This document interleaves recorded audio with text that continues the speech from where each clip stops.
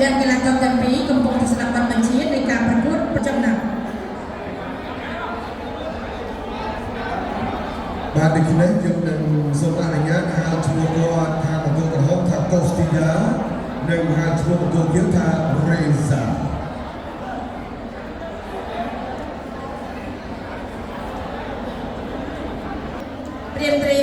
្រៀមប្រព្រឹត្តប្រកួតអ្នកចម្បាំងកម្លាំងកម្ពុជាគូទី5គឺជាគូមិត្តភាពអន្តរជាតិរវាងកម្ពុជាអ៊ីរ៉ង់ទឹកទី1រ៉ាគុន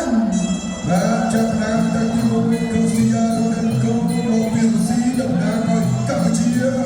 រេសាសាម៉ារីបាទមកពីសាន់តិកាពីស្រុកមេរ៉ា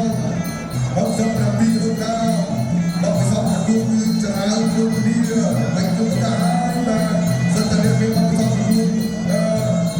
លើ60ដងគុណនេះចូលពីប្រទេសកូស្ទីយ៉ានឹងមានប្រាក់រង្វាន់បើសិនជាអាចមកប្រកួតរបស់ឬយ៉ាងហោចណាស់អ្នកប្រកួតទៅលើរេសាសាសាម៉ារីចូលពីអាចឆ្វេងទៅក្រៅរបស់កូស្ទីយ៉ារេកុំប្រ